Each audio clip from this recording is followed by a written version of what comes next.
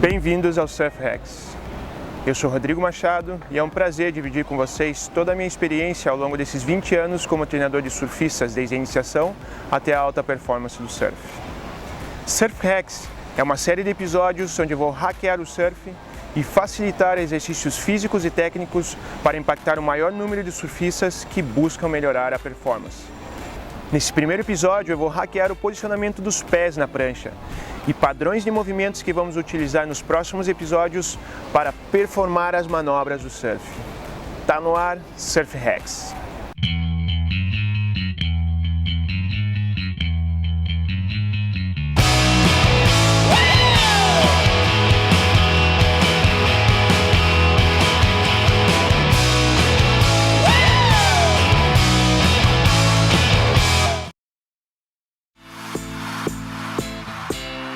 Meu pai era obcecado com a minha movimentação dos pés na prancha. Ele sempre me dizia, mova os pés. Agora eu sei porquê. Coló Andino. Os surfistas profissionais têm a habilidade de posicionar, movimentar e pressionar os pés na prancha de tal forma que a prancha flua na onda sem perder velocidade. A maioria dos surfistas exagera muito na pressão do pé de trás e esquece de apoiar o peso no pé da frente. Isso faz com que no final das manobras o surfista afunde a rabeta da prancha, freie e acabe as manobras sem velocidade. A rabeta é a parte mais sensível da prancha, é onde tem menos volume, menos área, onde as bordas são mais finas, mais caídas e é justamente onde estão as quilhas, que dão controle, estabilidade e velocidade na hora de performar as manobras.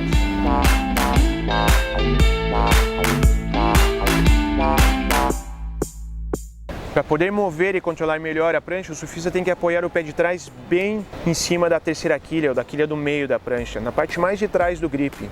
Isso vai fazer com que ele possa realizar as manobras com mais facilidade. Já o pé da frente está apoiado mais ou menos no wide point da prancha, que é a parte mais larga, com mais volume, mais estabilidade e onde as bordas são mais grossas.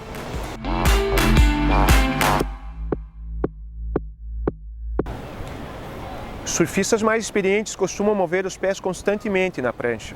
O pé de trás é o que mais se move. O surfista tem que estar ligado para pressionar e tirar o peso do pé de trás nos diferentes momentos da manobra. Para isso, ele tem que apoiar o pé da frente de forma sólida na prancha. E assim, ele vai poder finalizar as manobras com mais velocidade. Ele vai poder soltar a rabeta da prancha no lip da onda. Passar e livrar uma seção mais fofa da onda. Avançar mais dentro de um tubo.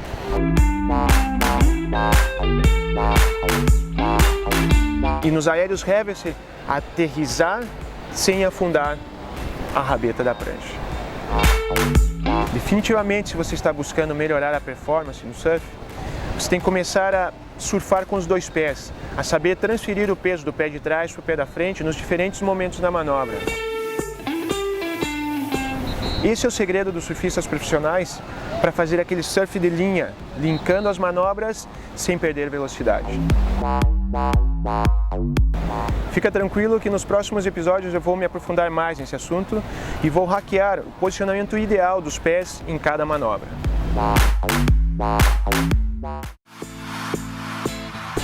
Repetições imperfeitas resultam numa performance imperfeita. Ray Cook. Agora eu quero apresentar alguns conceitos básicos de biomecânica que vão nos ajudar a entender os padrões de movimento no surf.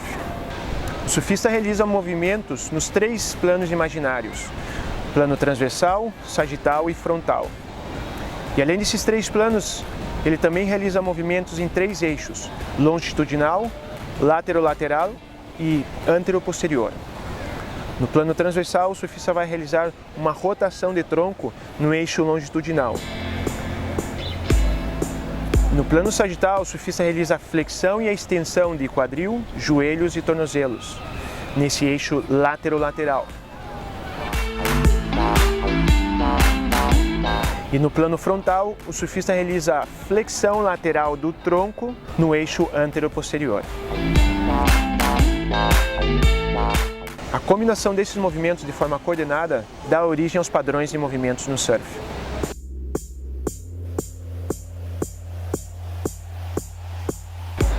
O difícil é coordenar esses movimentos. Coordenar que momento, coordenar a flexão e extensão com a rotação e com a flexão lateral do tronco. O exercício do macaco me trouxe presença para entender a cadeia cinética na hora de realizar as manobras do surf. Esse exercício ajuda a coordenar esses padrões de movimento para entender como funciona a mola propulsora no surf. E assim você consegue realizar e executar esses movimentos para ganhar velocidade e propulsão em cima da prancha.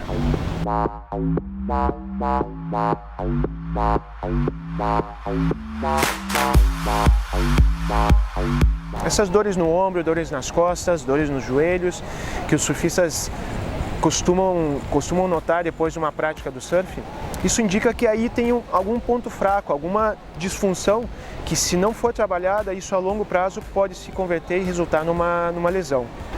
Para melhorar a performance, diminuir e prevenir lesões, é super importante trabalhar esses padrões de movimento no surf. Antes de montar um programa de treinamento com os meus alunos e atletas, eu costumo fazer uma avaliação funcional para detectar disfunções e pontos fracos que futuramente poderiam se converter em uma lesão. Então eu quero apresentar aqui alguns exercícios que eu costumo trabalhar com surfistas para melhorar a mobilidade de ombros, coluna, quadril e melhorar esses padrões de movimento no surf. Isso vai diminuir o risco de lesões e, consequentemente, vai melhorar a tua performance no surf.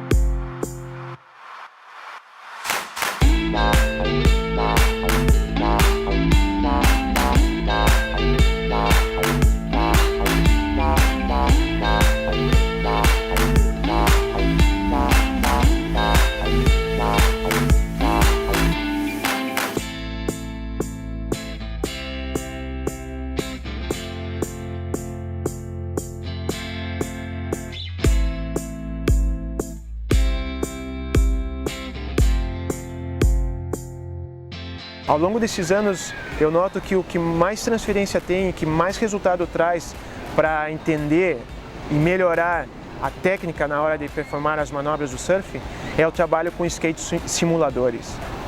Esses exercícios com skate vão te ajudar a coordenar esses padrões de movimento no surf e ajudar você a entender a cadeia cinética na hora de performar as manobras do surf.